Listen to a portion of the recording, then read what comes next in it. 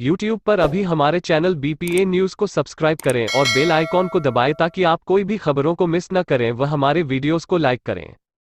नमस्कार, आप देख रहे हैं बीपीए न्यूज। देश का सच दिखाते हैं हम। जिला नूह मेवात हरियाणा में सड़क पर बिछाने वाला मटेरियल तैयार करने वाले मिक्सचर प्लांट के खतरनाक काले धुएं से पर्यावरण प्रदूषित हो रहा है, क्योंकि मिक्सचर प्लांट की जो धुएं फेंकने वाली चिमनी की ऊंचाई मात्र 7 या 8 फीट है। ये धुआं आसपास के गाँव में फैलता है, जिसके कारण ग्रामीणों में स्वास्थ्य पर बुरा प्रभाव पड़ता है। साथ में बड़ा गाँव घासेड़ा छेड़ पड़ता है, प्रशासन भी नहीं ले रहा।